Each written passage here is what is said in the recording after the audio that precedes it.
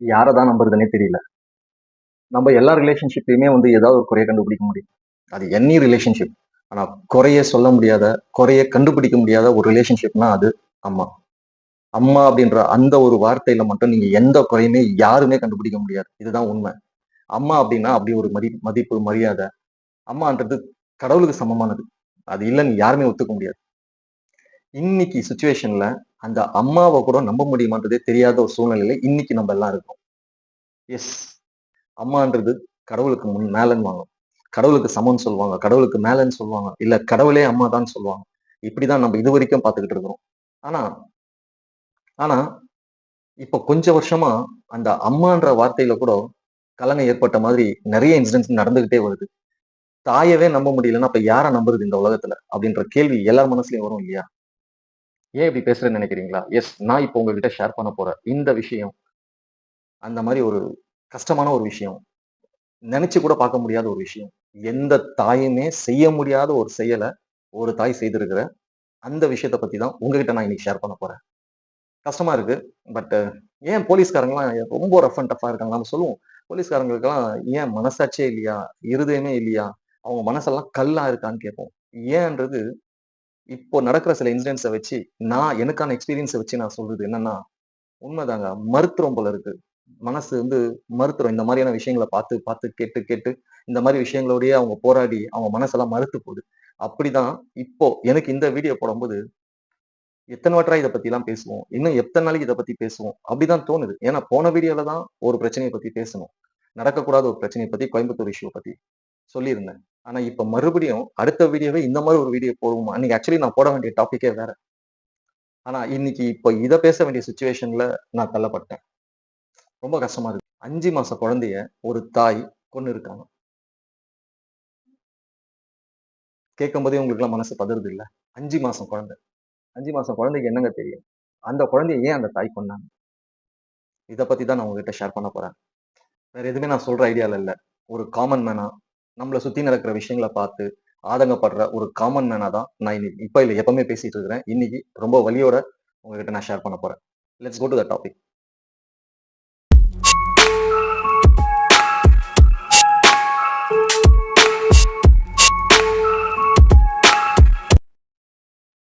பெங்களூருக்கும் கிருஷ்ணகிரிக்கும் நடுவுல இருக்க ஒரு ஊர்ல பாரதி அப்படின்ற ஒரு தாய் 25 இயர்ஸ் ஓல்ட். அவங்களுக்கு ஒரு 5 மாசம் குழந்தை. அவங்களுக்கு ஆல்ரெடி ஒரு 2 குழந்தைங்க இருக்கு. 5 வயசுல ஒரு குழந்தை, 3 வயசுல ஒரு குழந்தை. இது 3வது குழந்தை. இது வந்து 5 மாசம் ஆகுது இந்த குழந்தை பொறந்து. இந்த குழந்தை பொறக்கறதுக்கு முன்னாடி அந்த 10 மந்த்ஸ் இருக்கு இல்லைங்களா? அந்த 10 மந்த்ஸ்ல அவங்க ஃபேமிலி, அவங்க ஹஸ்பண்ட் எல்லாருமா சேர்ந்து அவ்ளோ சந்தோஷமா எதிர்பார்த்துட்டு இருந்த ஒரு குழந்தை இது. ஆனா அந்த குழந்தை இன்னைக்கு உயிரோட இல்ல. பெத்த தாய் அந்த குழந்தைய கொன்னு இருக்காங்க. இந்த குழந்தைய பொறக்கறதுக்கு முன்னாடி இந்த குழந்தை நல்லபடியா பொறக்கணும். நல்லபடியா பொறந்ததுன்னா, ஒரு 1,50,000 சேர்த்து வச்சிருக்காங்க. காணிக்கையா கடவுளுக்கு குடுக்கலான்ட்டு. அவ்ளோ எதிர்பார்ப்போட பெத்த ஒரு குழந்தை. ஆனா அதே தாய் அந்த குழந்தைய சாகடிச்சிருக்காங்க. என்ன காரணம்? எதனால? அப்படின்னு பார்த்தீங்கன்னா, ரொம்ப ரொம்ப சில்லியான விஷயம். எஸ். அது யாருக்கு எப்படி தோணுதோ, என்ன பொறுத்தவரைக்கும் ரொம்ப சில்லியான ஒரு விஷயம். பக்கத்துல நெய்பரா இருக்கிற ஒரு கேர்ளோட அஃபேர் இருந்திருக்கு. ரொம்ப ஃப்ரெண்ட்ஷிப்பா ஸ்டார்ட் ஆயிருக்கு. அந்த லேடி பேர் வந்து அந்த கேர்ள் பேர் வந்து சுமித்ரா சம்திங். அவங்களுக்கு 22 வயசு ஆகுது. இவங்களுக்குள்ள ரொம்ப கான்டாக்ட் இருந்திருக்கு. ஃப்ரெண்ட்ஷிப்பா ஸ்டார்ட் ஆயிருக்கு. அதுக்கும் நாளாவ அந்த ஃப்ரெண்ட்ஷிப்பே லவ்வா ஃபார்ம் ஆயிருக்கு. இவங்களுக்குள்ள அப்படி ஒரு அட்டாச்மென்ட். மோஸ்ட் ப்ராபப்ளி இவங்க அந்த பொண்ணோட தான் அதிகமா டைம் ஸ்பெண்ட் பண்ணியிருக்காங்க. இத வந்து நெறைய பேரு அவங்க ஹஸ்பண்ட் கிட்ட கம்ப்ளைண்ட் பண்ணியிருக்காங்க. அவங்க ஹஸ்பண்ட் கேட்கும்போது, "அப்படிலாம் எதுவுமே இல்ல. தேவையில்லாம நீ மத்தவங்க சொல்றதெல்லாம் நம்பாத. தேவையில்லாம சந்தேகப்படாதன்னு" அவங்கள கன்வின்ஸ் பண்ணியிருக்காங்க. இது நாளாவ இன்னும் ஜாஸ்தி பிரச்சனையா இருக்கு. அப்போ அவங்க ஹஸ்பண்ட் கிட்ட கோச்சுக்கிட்டு சண்டை போட்டு ஏன்னா அவங்க ஹஸ்பண்ட் இதெல்லாம் கேட்டதால சண்டை போட்டு அவங்க அம்மா வீட்டுக்கு போயிட்டாங்க. அம்மா வீட்டுக்கு போனா என்ன ஆகும்? எந்த அப்பா, அம்மாவும் வந்து, இல்ல நம்ம குழந்தையோட லைஃப் வேஸ்ட் ஆயிடக்கூடாது. நம்ம பொண்ணுக்கு ஒரு நல்ல லைஃப் இருக்கணும்னு சமாதானப்படுத்த தான் பார்ப்பாங்க. ஃபர்ஸ்ட் ஸ்டெப் அது. எந்த அப்பா, அம்மாவும் வந்து எப்படியாவது பொண்ண விட்டுற மாட்டாங்க இல்லையா? எந்த அப்பா, அம்மாவா இருந்தாலும், யாரா இருந்தாலும், ஒரு பொண்ணு கோவிச்சுக்கிட்டு நம்ம வீட்டுக்கு வருதுன்னா, என்ன பண்ணுவாங்களோ, அதுதான் அந்த அப்பா, அம்மா பண்ணியிருக்காங்க. அவங்க பண்ணதுல எந்த தப்புமே இல்ல. ஆனா, அங்க சமாதானப்படுத்தின பிறகும் இந்த பொண்ண கூட்டு போயிட்டு அவங்க வீட்ல விட்டுருக்காங்க. அவங்க வீட்ல விட்டதுக்கு அப்புறமா, அதுக்குள்ள அந்த குழந்தையும் பொறந்திருக்கு. டெலிவரி ஆயிருக்கு. கொண்டு போய் வீட்ல விட்டுருக்காங்க சமாதானப்படுத்தி. அங்க போனதுக்கு அப்புறமும் மறுபடியும் இவங்களோட கான்டாக்ட்ஸ் ஆயிருக்கு. இந்த குழந்தையோட தான் இவங்க மோஸ்ட் ப்ராபப்ளி டைம் ஸ்பெண்ட் பண்ண வேண்டியதா இருக்கு. ஆப்வியஸ்லி அப்படித்தானே இருக்கும். ஒரு டெலிவரி ஆயிருக்கு. ஒரு 5 மந்த்ஸ் பேபி கையில இருக்குன்னா, அந்த குழந்தைக்கு தான் ஃபுல் அட்டென்ஷன் குடுக்க முடியும். ஹஸ்பண்டுக்கே குடுக்க முடியாது ஃபுல் அட்டென்ஷன். கரெக்ட்டா? அப்போ இந்த கேர்ள்க்கு அந்த அட்டென்ஷன் கிடைக்காததால, அவங்க இந்த நெய்பர் சொன்னேன் இல்லையா? அவங்களுக்குள்ள நெறைய பிரச்சனை ஆயிருக்கு. அப்போ அவங்க என்கிட்ட பேசுறாங்க. "நீ எனக்கு அட்டென்ஷனே குடுக்க மாட்டேன்ற. நீ உன் குழந்தைய தான் பார்க்குற. உன் ஃபேமிலிய தான் பார்க்குற. அப்ப என்ன மறந்துரு." டிபி ஆக்சுவலி இவங்கலாம் சேர்ந்து ஒண்ணா ரீல்ஸ் எல்லாம் போட்டுருக்காங்க. Instagramல. இவங்க டிபி இவங்க டிபிலயும் அவங்க 2 பேரோட ஃபோட்டோ இருந்திருக்கு. அந்த பொண்ணோட டிபிலயும் இவங்க 2 பேரோட ஃபோட்டோ இருந்திருக்கு. இப்படியெல்லாம் வச்சிருந்திருக்காங்க. அந்த பொண்ணு சண்டை போட்டுருக்கு. "வேண்டாம். தேவையில்ல. நீ டிபிலருந்து ஃபோட்டோஸ்லாம் எடுத்துரு. என்னோட நேம டெலீட் பண்ணிடு. என்னோட கான்டாக்ட்ஸ்ல இருந்து டெலீட் பண்ணிடு. கஷ்டமா இருக்கு. அதனால ஏதாவது நான் கொஞ்சம் ஸ்லோவா பேசுறேனாலோ, இல்ல ஏதாவது வார்த்தைங்க தப்பா இருந்ததுன்னா, அட்ஜஸ்ட் பண்ணிக்கோங்க. ஏன்னா, இத பேசுறதுக்கு ஒரு தனி தைரியம் வேணுங்க. நான் நெறைய அந்த ஆடியோஸ்லாம் கேட்டேன். அதெல்லாம் இங்க ப்ளே பண்ண முடியாது. அதெல்லாம் கேட்கும்போது ரொம்ப கஷ்டமா இருக்குது. அதனால கொஞ்சம் வலியோட பேசும்போது கொஞ்சம் தடுமாற்றம் இருக்கும் வார்த்தையில. அட்ஜஸ்ட் பண்ணிக்கோங்க. ஸோ இப்படியெல்லாம் அந்த லேடி அந்த பொண்ணு வந்து இவங்க கிட்ட பேசியிருக்குது. பார்வதி கிட்ட. சாரி பாரதி கிட்ட. அப்போ இவங்க என்ன பண்ணியிருக்காங்க, "இல்ல நான் உன்ன ரொம்ப பிடிக்கும். நான் உன்ன வந்து ரொம்ப நேசிக்கிறேன். அதுக்கு நான் என்ன பண்ணணும் சொல்லு?" அப்படின்னப்போ, "நீ எனக்கு ப்ரூவ் பண்ணு." அப்படின்னு அந்த சுமித்ரான்ற பொண்ணு கேட்கவே, அந்த பொண்ணுக்கு 22 இயர்ஸ், இவங்களுக்கு 25 இயர்ஸ். 2 பேருமே நல்லா மெச்சூர்ட் ஆனவங்க தான். 20 இயர்ஸ கிராஸ் பண்ணவங்க தான். ஸோ வாட் இஸ் லைஃப்ன்னு தெரியும். எல்லாமே தெரியும் அவங்களுக்கு. அவங்க சைல்டிஷ்ஷா பிஹேவ் பண்ணாங்கன்னு கூட இத சொல்ல முடியாது. அப்படி சொன்னப்ப இவங்க என்ன பண்ணியிருக்காங்க, அந்த குழந்தைய பெத்த தாயே கழுத்த நெரிச்சு கொன்னுருக்காங்க.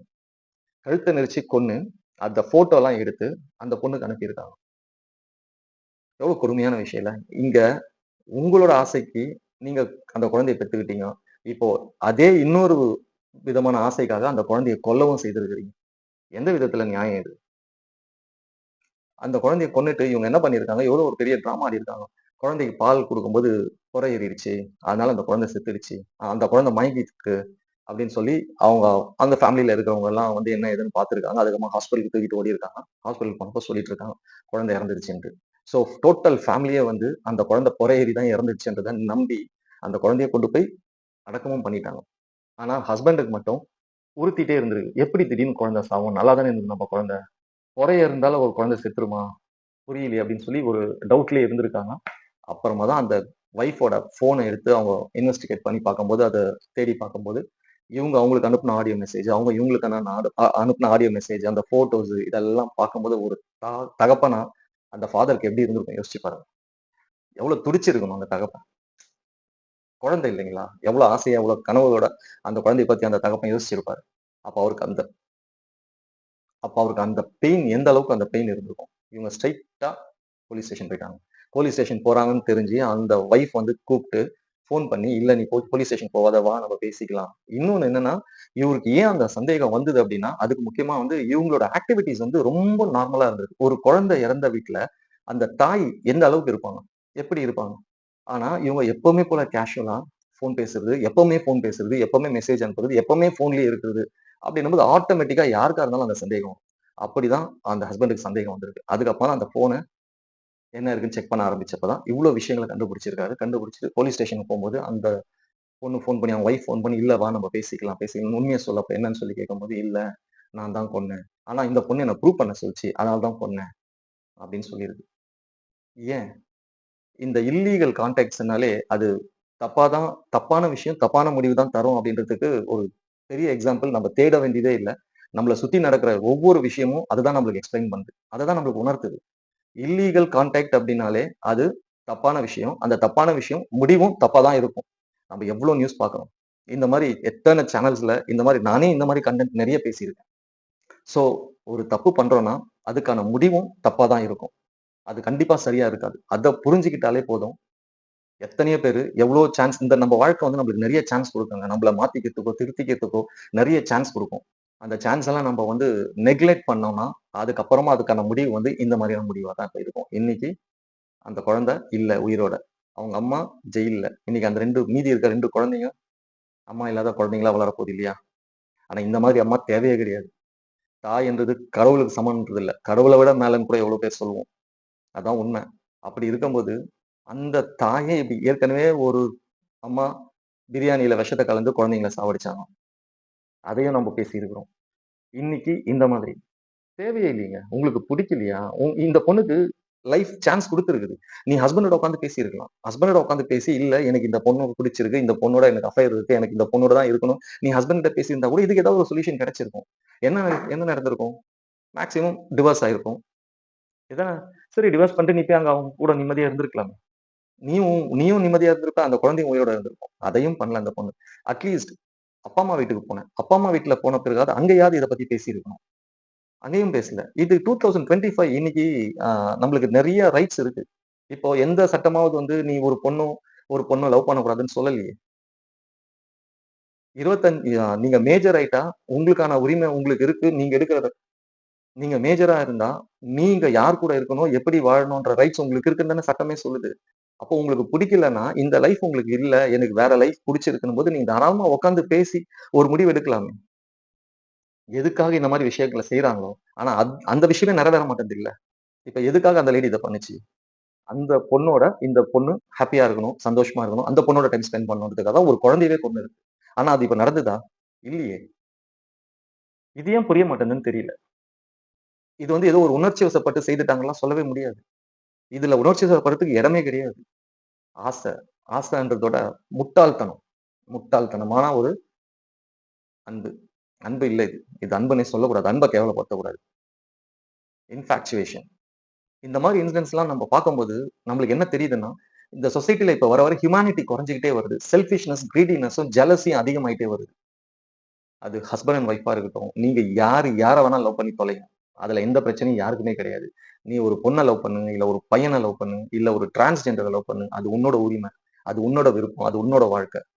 இதுதான் சட்டம் சொல்லுது. அதெல்லாம் யாருமே தப்புன்னு சொல்லலையே. ஆனா, உங்க ஆசைக்காக இன்னொருத்தர கஷ்டப்படுத்தாதீங்க. இன்னொருத்தர ஏமாத்தாதீங்க. இன்னொரு உயிர எடுக்காதீங்க. அதுதான் இங்க சட்டம் சொல்லுது. அத ஏன் செய்து தொலையணும்? Just 5 months old baby. அந்த குழந்தைக்கு என்ன தெரியும்? இந்த மாரி இன்சிடென்ட்ஸ்லாம் பார்க்கும்போதோ, கேள்விப்படும்போதோ, பெயின தாண்டி கோவம் தான் அதிகமா வருது. இந்த சொசைட்டி ஏன் இப்படி இருக்குது? இந்த சொசைட்டி எதனால இப்படி கெட்டு போயிட்டு இருக்குது? அப்படின்ற கோவம் தான் அதிகமா வருது. சோ, இங்க வந்து செல்ஃப் கண்ட்ரோல்ன்றது ரொம்ப ரொம்ப அவசியம். இங்க ஒரு விஷயம் முக்கியமா நோட்டீஸ் பண்ண வேண்டியதா இருக்கு. அது என்னன்னா செல்ஃப் கண்ட்ரோல். அந்த செல்ஃப் கண்ட்ரோலும், செல்ஃப் ரெஸ்பெக்ட்டும் இல்லன்னா இப்படிதான் நடக்கும். சோ தயவு செய்து இந்த வீடியோ பார்க்குற எல்லாருமே கொஞ்சம் நம்ம செல்ஃப் கண்ட்ரோலோட இருக்க முயற்சி பண்ணுவோம். நம்மளுக்கு ஆசைகள் வரும். நம்மளுக்கான ஈர்ப்புகள் வரும். ஆனா நம்மளுக்கு ஒரு ஃபேமிலி இருக்கும்போதோ, நம்மளுக்கு ஒரு கமிட்மெண்ட்ஸ் இருக்கும்போதோ, நம்மளோட ரெஸ்பான்சிபிலிட்டீஸ் இருக்கும்போதோ, அத தான் நம்ம நெனைக்கணும். இந்த உலகத்துல ஒண்ணோட ஒண்ணு பெட்டரா தெரிஞ்சுக்கிட்டே இருக்கும். அதுக்கு ஒரு முடிவே இல்ல. இது ரஜினி கூட ஒரு படத்துல சொல்லியிருப்பாரு. லைஃப்ல ஒண்ணோட ஒண்ணு பெட்டரா தெரிஞ்சுட்டே இருக்கும். அதுக்காக நம்மளோட மனச மாத்திக்கிட்டு போயிட்டே இருக்க முடியாதுன்னு. அது உண்ம. இங்க நீங்க எதுலயுமே சாட்டிஸ்ஃபை ஆக முடியாது. நீங்க ஒரு ஃபோன் வாங்குவீங்க. அந்த ஃபோன் நல்லா இருக்குன்னு அன்னைக்கு தேதிக்கு நீங்க வாங்குவீங்க. ஆனா அதுக்கப்புறம் அத விட டாப்பான மாடல் ஒண்ணு வரும். அங்க போகும் மனசு. சோ இந்த மாரி ஆனா அது ஃபோன் மாத்திக்கலாம். தேவையில்ல, பிடிக்கலன்னா மாத்திட்டு போயிட்டே இருக்கலாம். ஆனா லைஃப்ல அப்படி பண்ண முடியாது. எங்கேயாவது ஒரு இடத்துல நம்ம காம்ப்ரமைஸ் ஆயே தீரணும். காம்ப்ரமைஸ் தான் லைஃபே. காம்ப்ரமைஸ் பண்ணிக்காம எந்த லைஃப்புமே இல்ல. யாரோட லைஃப்புமே இல்ல. உங்க அப்பா, அம்மாவ கேட்டு பாருங்க. எவ்ளோ காம்ப்ரமைஸ் அவங்க லைஃப்ல பண்ணிட்டு இருந்திருப்பாங்க. உங்கள வளர்த்து ஆளாக்குறதுக்கு. இன்னைக்கு ஒரு நல்ல ஒழுக்கமான ஃபேமிலில ஒழுக்கமா வாழ்ந்துட்டு இருக்கிற எத்தனையோ குடும்பங்கள்ல காம்ப்ரமைஸ் மட்டும் தான், சாட்டிஸ்பாக்ஷன் மட்டும் தான் அவங்கள இன்னைக்கு வரைக்கும் நல்லா வச்சிருந்திருக்கு.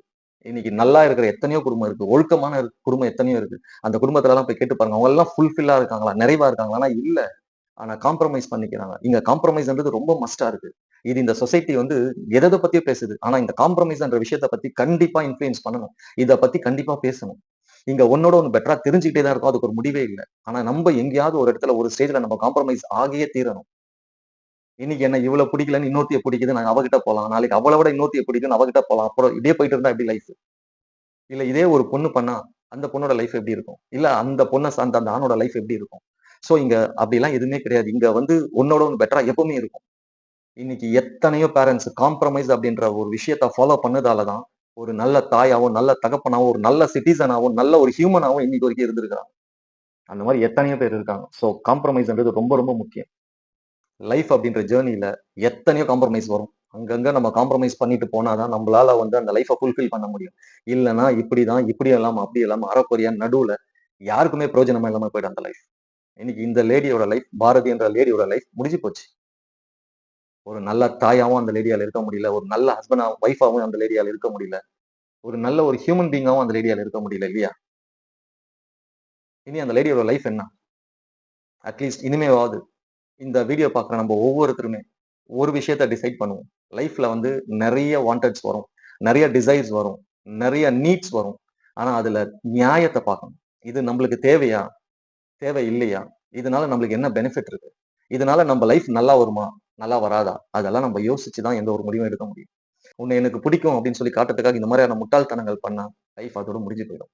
யாருக்குமே பிரயோஜனம் இல்லாம முடிஞ்சு போயிடும். ஒரு நிமிஷம் யோசிச்சு பாருங்க. நம்மள படைச்ச கடவுளோட ஆசை நிறைவேறுச்சா? நம்மள படைக்கும்போது கடவுள் எப்படி யோசிச்சிருப்பாரு? எல்லாரும் வெட்டின்னு, குத்தின்னு சாவாங்க. பொறாமையில சாவாங்க.